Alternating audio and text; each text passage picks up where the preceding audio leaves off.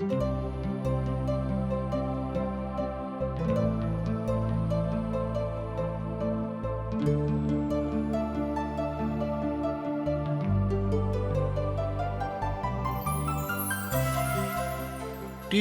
India के माध्यम से प्रस्तुत आशक इजोत में अहाँ सब लोगों के स्वागत कर रहल छी।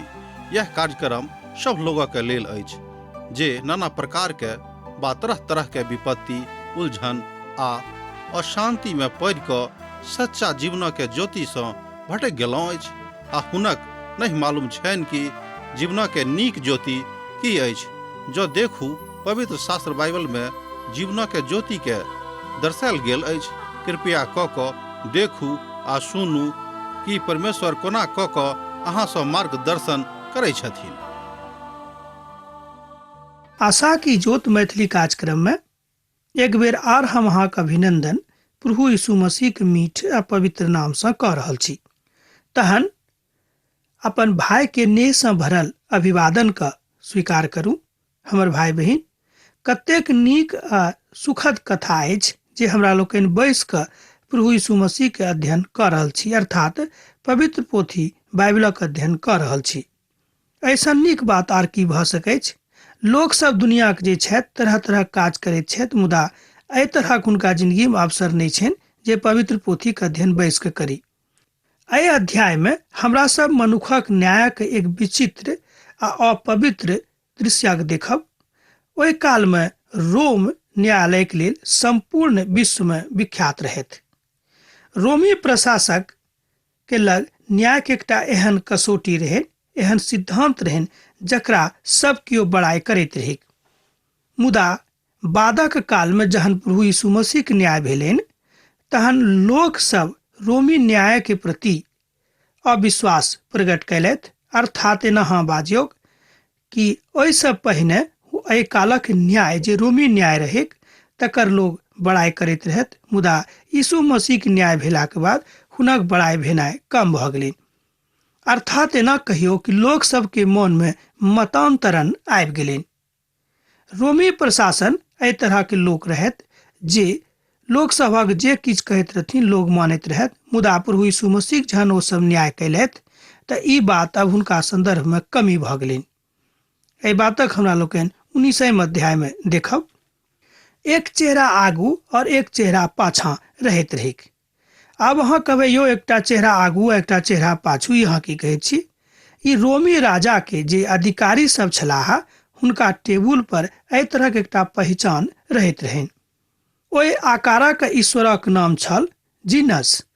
एहि शब्द से जनवरी महीनाक नाम अयलैक, जे हमरा लोकनि अखन अंग्रेजी में जनवरी कहैत छी। आ कैलेंडरक जे पहिल मास थिक तकर नाम एहि देवताक नाम से अछि जे ओहि काल में रोमी साम्राज्य में बड़ प्रसिद्ध छलाह। जाहिसँ ओ प्रश्न आगू आ पाछू दोनों सिद्धांतक देखैत रहत कि एहि केस में की छैक, बा एहि मुकदमाक न्याय कोना करिए। तहन ओहि मुकदमा के आगा पाछा दोनों देख कऽ ओ सब न्याय करैत छलाह। तहन अहाँ बाजि सकलहुँ हँ कि रोमी साम्राज्यक न्यायक जे प्रक्रिया रहै से बड़ मजबूत रहै, बा नीक सेहो रहै। अहाँ एहि बातक मन में संदर्भ आनि सकैत छी। मुदा हमर भाई बहिन, प्रभु यीशु मसीह संगे एहि तरह कथा नहीं भेलै। पिलातुस भीड़क और यहूदी के दबाव में आबि कऽ प्रभु यीशु मसीह के मृत्यु दंडक आज्ञाक पर्ची दऽ दैत छथिन। एहिठाम पिलातुसक जवाब बड़ अप्रत्याशित हमरा लोकनि देखैत छी, बा एना कहियो कि नीक नहीं देखैत छी। ओहि दिस इशारा करैत हमरा लोकनि बाजि सकलहुँ हैं कि हुनको विश्वास में कमी आबि गेलनि आ ओ प्रभु यीशु मसीह के मृत्यु दंडक लेल पर्ची लिख कऽ दऽ देलखिन। एहि बात पर पिलातुस यीशु का उत्तर देलखिन जे अहाँक संगे अब हम की करी। मुदा हुनका कोड़ा लगबेबाक लेल आज्ञा सेहो दऽ दै छथिन। सिपाही सब कांटा के मुकुट गुथि कऽ यीशु के माथा पर राखि देलखिन। यीशु के बैजनी वस्त्र पहिरौलखिन। ओ सब हुनका लग आबि कऽ बाजऽ लागलखिन, हे यहूदी के राजा प्रणाम।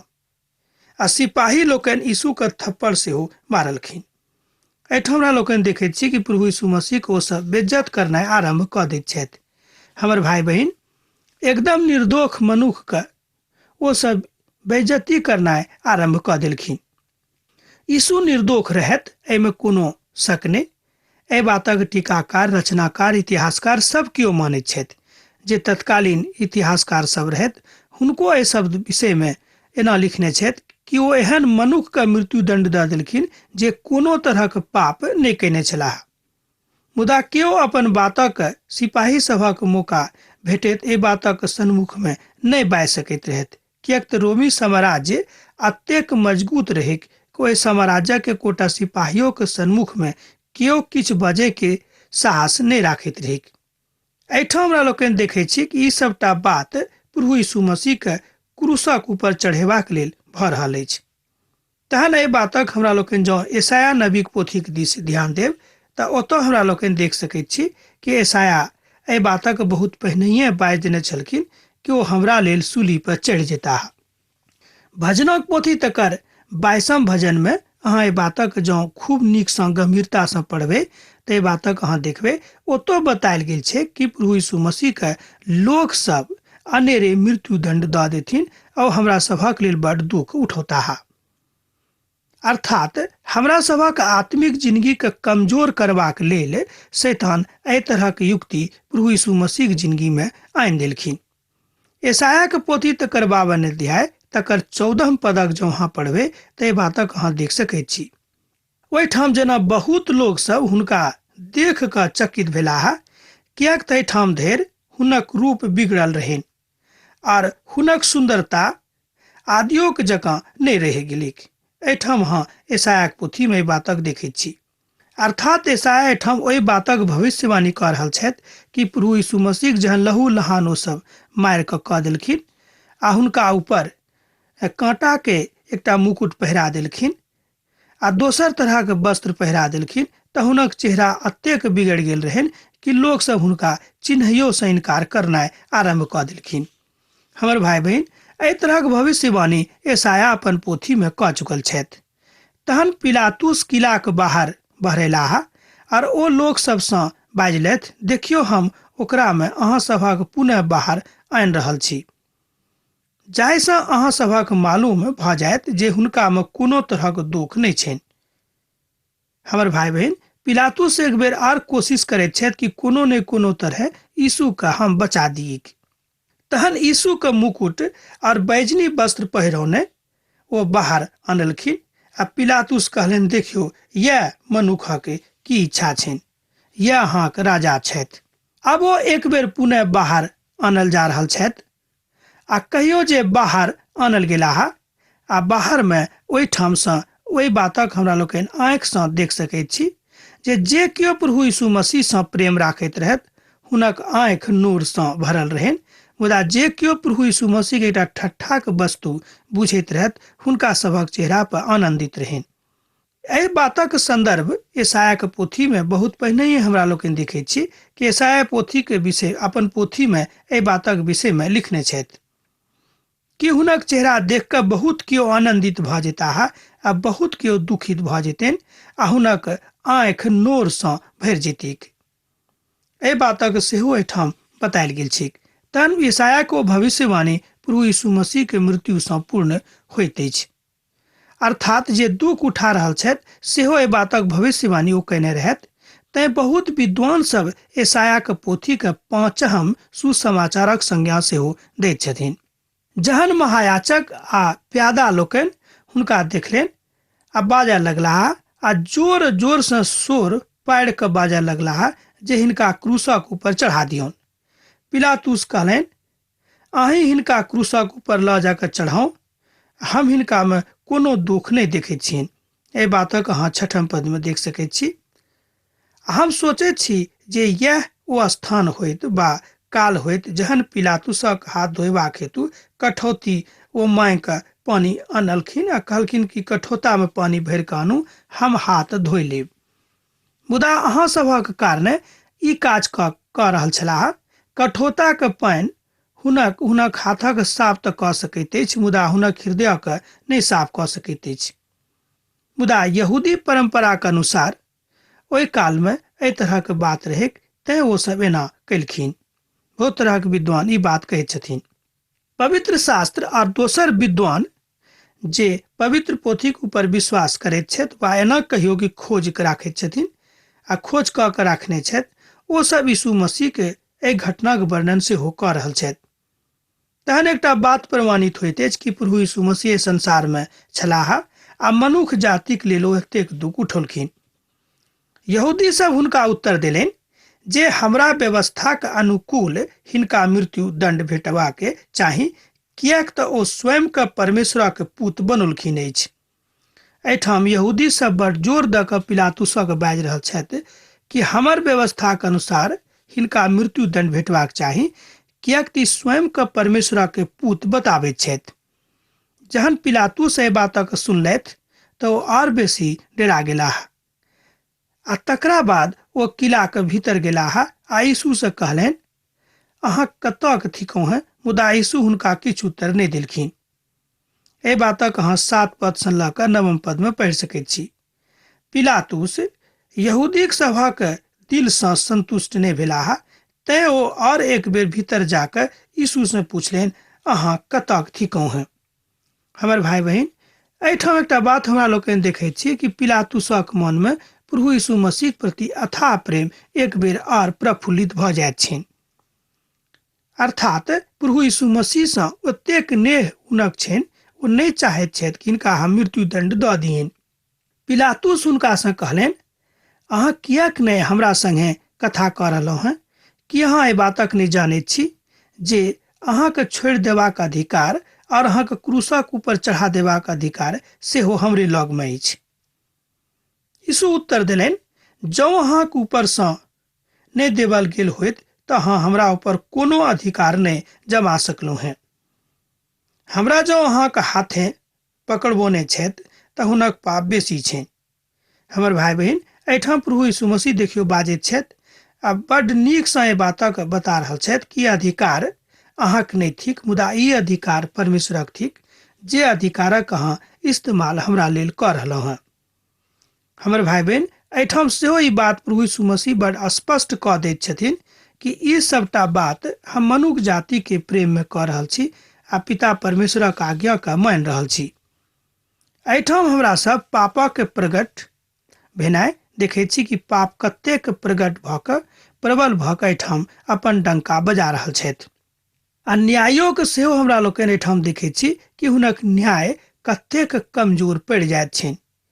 किएक तऽ बहुत विद्वान सब एहिठाम कहैत छथि कि जँ पिलातुसक मन में अतेक प्रेम प्रभु यीशु मसीह के प्रति रहनि तऽ किएक नहि ओ एहि बातक कऽ देलखिन। मुदा दोसर टीकाकार कहैत छथि कि पिलातुसक मन कनेक कालक लेल भऽ सकैत छै कि बच्छन कालक लेल कठोर भऽ गेल वा एना कहियो कि शैतान कठोर कऽ देलखिन जे ओ एहि तरहक काज करैक। मुदा बहुत विद्वान सब कहैत छथि कि परमेश्वर स्वयं हुनक मनक कनि कालक लेल कठोर कऽ देलखिन, जाहिसँ ओ प्रभु यीशु मसीह के मृत्यु दंड दऽ देक। किएक तऽ ई बात भेनाइ बड़ जरूरी रहेक। जँ प्रभु यीशु मसीह के सोनित नहि बहतियैक तऽ मनुष्य जातिक उद्धार नहि होतियैक। एहि द्वारा परमेश्वर पिलातुसक मनक कनि कालक लेल कठोर कऽ देलखिन। एहि कारणे पिलातुस हुनका छोड़ि देबाक मनसा राखैत रहथि। मुदा यहूदी सब चिकरि चिकरि कऽ बजलाह, जँ अहाँ हिनका छोड़ि देब तऽ अहाँक भक्ति कैसरक लेल नहि अछि। ओहि काल में राजा कैसर छलाह। हुनका कैसरक सम्मान करऽ पड़लनि वा एना कहियो कैसरक कारणे प्रभु यीशु मसीह को मृत्युदंडक आज्ञा दऽ देलखिन। पिलातुस प्रभु यीशु के छोड़ि देबाक इच्छा राखैत रहथि, कारणे हुनका प्रभु यीशु के ऊपर विश्वास भऽ गेल रहनि। ओहि बातक जान गेल छलाह जे ई मसीह थिकाह। प्रभु अब एहिठाम दुनिया सँ जाय के विचार कऽ रहल छथिन, अर्थात जे दैहिक रूपे ओ बान्हल छथि ओहि बंधन सँ, दैहिक बंधन सँ अब मुक्त होयबाक विचार में छथि। अर्थात जँ प्रभु यीशु मसीह के दैहिक रूपे बंधन सँ उद्धार नहि भेटतियनि तो मनुष्य जातिक लेल उद्धारकर्ता नहि भऽ सकतियैक। यहू तरहक युक्ति एहिठाम डॉक्टर मैगी अपन पोथी में लिखने छथि। जे प्रभु यीशु के उद्धारकर्ता के रूप में ग्रहण करतैक हुनका लेल ई संदर्भ बड्ड मीठ अछि, मुदा जे कियो नहि करतैक हुनका लेल ई संदर्भ बड्ड तीत अछि। ई बात सुनि कऽ पिलातुस यीशु के बाहर आनलखिन आ ओहिठाम एकटा चबूतरा रहैक जकरा इब्रानी भाषा में गबता कहल जाइत अछि, और ओ न्याय आसन पर बैसल छलाह। एहिठाम हमरा लोकनि देखै छी कि प्रभु यीशु मसीह सन्मुख में ठाढ़ छथि आ पिलातुस गद्दी पर, राजगद्दी पर बैसल छथि। ई जगह रोमी लोकक न्यायक जगह छल। ई जगह रोमी सम्राट एहिठाम जे छल से ओहिठाम बैस कऽ न्याय करैत छलखिन। जहन रोमी सम्राट जूलियस सीजर रहनि, ओहि कालक चिन्ह सेहो एहिठाम हमरा लोकनि देखैत छी, आ एहि बातक संदर्भ इतिहासकार सब सेहो कहैत छथि। मुदा एना कहियो कि इतिहासकार सब सेहो एहि बातक बाजैत छथि। ओहिठाम गरम पाथर सेहो छल। ई फसक तैयारी के दिन रहैक आ छठम घंटा के लगभग काल छल। तहन ओ यहूदी लोक सबसँ कहलनि, यह छनि यहूदी के राजा, यह छथि अहाँक राजा। मुदा ओ सब चिकैर चिकैर के बाजऽ लगलाह, ल जाऊं हिनका क्रूसक ऊपर चढ़ाऊं। पिलातुस हुनका से कहलनि, ई हम अहाँक राजा के क्रूसक ऊपर चढ़ाऊं। महायाजक सब उत्तर देलनि जे कैसरा के छोड़ि कऽ आर केओ हमर राजा नहि थिकाह। एहिठाम हमरा लोकनि देखैत छी कि महायाजक सब कैसरा के चमचागिरी करैत छथि। सोझ शब्द में अहाँ एना बुझि सकलहुं हैं कि राजा के खुश कऽ कऽ कोनो ने कोनो तरह प्रभु यीशु मसीह के सूली पर चढ़ा दियक। प्रभु यीशु के एहिठाम हमरा सब महान धीरजक देखैत छी कि हुनक धीरज कतेक महान छनि। बा एना कहियो कि ओ धीरजक के एकटा चट्टान जकाँ एहिठाम ठाढ़ भऽ कऽ देखैत छी। कोनाक पूरा भऽ जायत एहि बातक ओ चुपचाप सहि रहल छथि, ओहि तकलीफक सहबाक लेल ओ तैयार छथिन। एहि प्रक्रिया के एहिठाम होइत हमरा लोकनि देखैत छी। मत्तीक पोथी तकर 12 अध्याय तकर 30 पद में हमरा सब एहि बातक अध्ययन कऽ चुकल छी। एहिठाम प्रभु यीशु मसीह एहि बातक सिखा रहल छथि कि मनुष्य जाति के दुखक काल में बड़ धीरजक जरूरत अछि। जब अहाँ दुख में पड़ल छी तऽ खूब धीरज दऽ कऽ मुक्तिदाता के ऊपर विश्वास राखू, तहने ओ अहाँके निवारण करताह। तहन ओ हुनका सभक हाथ में सौंप देलखिन, जाहिसँ ओ क्रूसक ऊपर हुनका चढ़ा देक। एहि बातक अहाँ 16 पद में देख सकैत छी।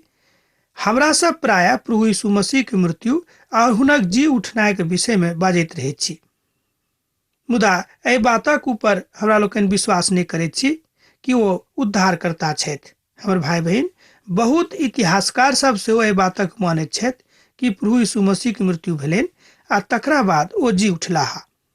मुदा एहिके बादो ओ सब हुनका उद्धारकर्ता के रूप में ग्रहण नहि करलखिन। ई बात बड़ दुखद अछि। हमरो सभक जिंदगी में भऽ सकैत कि एहि तरह के कथा होइत। ई कथा कतेक मजबूत अछि तकरा हमरा लोकनि एहि तरह बुझि सकलहुं हैं कि जँ प्रभु यीशु मसीह के अहाँ अपन हृदय में ग्रहण कऽ चुकल छी तऽ एहि बातक अनुभूति अहाँ स्वयं हमरा एहिठाम लिख कऽ पठा सकलहुं हैं। जेना अहाँ में से बहुत केओ एहि बातक अभिव्यक्ति कऽ कऽ हमरा एहिठाम लिखैत रहैत छथि। परमेश्वरक दृष्टि में प्रभु यीशु अपन विश्राम स्थानक दिस अब जा रहल छथि, किएक तऽ ई संसार हुनक विश्राम स्थान नहि रहनि। एहिठाम हमरा लोकनि देखैत छी कि ओ क्रूसक ऊपर विश्राम स्थान बनाबैत छथि। पहिल पत्रसक पोथी तकर 2 अध्याय तकर 24 पद में एहि बातक अहाँ पढ़ि कऽ देख सकलहुं हैं।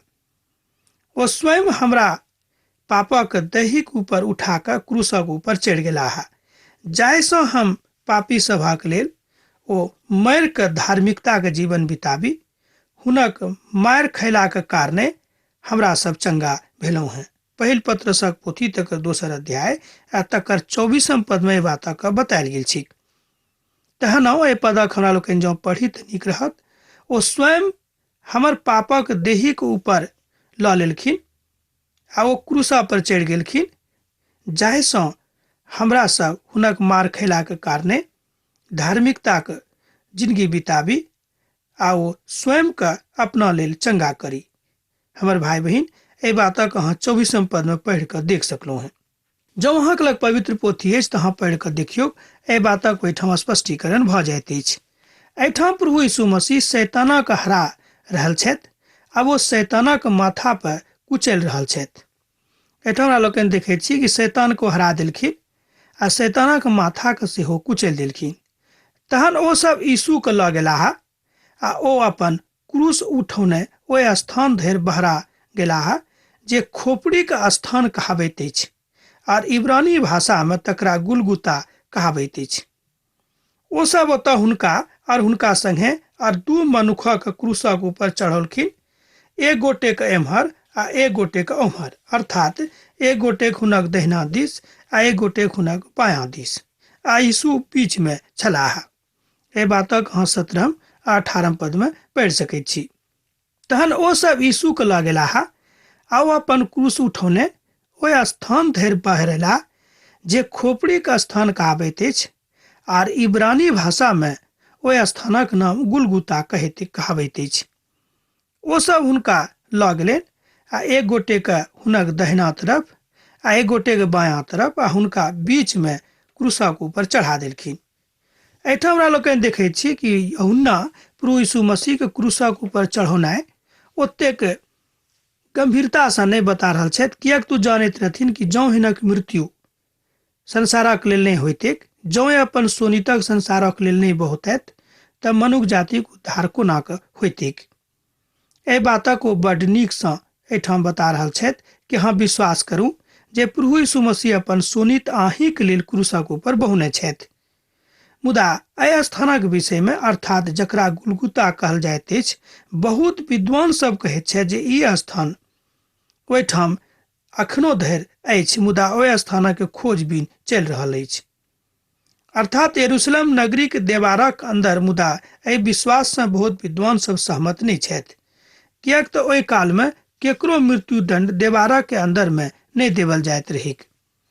मुदा जे किछु होइक ओहि संदर्भ में बेसी बहस कैला से कोनो फायदा नहीं। मुदा हाँ, विश्वास करू जे प्रभु यीशु मसीह हमरा सभक लेल क्रूसा पर चढ़ि कऽ अपन प्राण दऽ देलखिन आ सोनीत बहा देलखिन।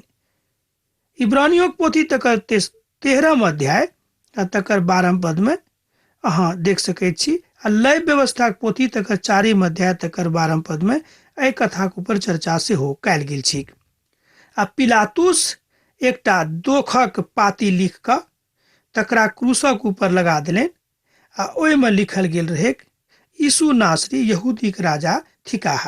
एहि देख कऽ एना कहियो एहि पाती के देख कऽ यहूदी सब पढ़लनि, किएक तऽ ओ स्थान जतऽ यीशु क्रूसक ऊपर चढ़ावल गेल छलाह नगरी के लग में छल। अब एहिठाम देखियो कि एहि द्वारा बहुत विद्वान कहै छथि कि पाती के लिखल गेलै कि लोक सब ई बातक बुझे कि पिलातुस हुनका राजा के रूप में स्वीकार कऽ लेने रहथि। मुदा यहूदी सब एहि बातक कनि दोसर जकाँ लेलखिन, जेनाकि आजोक संदर्भ में हमरा सब एहि बातक कनि दोसर जकाँ लैत छी। आ ओ पाती इब्रानी, लतीनी और यूनानी भाषा में लिखल छलिक, किएक तऽ ओहि काल में एहि तीनों भाषा ओहि प्रदेश में खूब प्रसिद्ध छलिक। अब आजुक अध्ययन अहाँ हमरा एहिठाम समाप्त करबाक आज्ञा दिअ, किएक तऽ अहाँ सँ विदा होय के काल भऽ रहल अछि। हाँ, पाती लिखनाइ नहीं बिसरायब। प्रभु यीशु मसीह के नेह अहाँ के जिंदगी में सैद घड़ी बनल रहेक। आमीन। हमर विश्वास अछि कि ई कार्यक्रम अहाँ के लेल लाभदायक सिद्ध अछि। हम चाहै छी कि अहाँ अपन आशीषों के हमरा संग साझा करू। जँ अहाँ के नजीक बाइबल सँ आ जीवन सँ संबंधित कोनो प्रकार के प्रश्न भऽ सकै अछि तऽ अपन समस्या के लेल प्रार्थना करबा के लेल जँ चाहै छी तऽ हमरा फोन नंबर पर जरूर संपर्क कऽ सकै छी। परमेश्वर अहाँ सब के लेल एकटा सुंदर, सुखद, आनंदित दिन प्रदान करैक।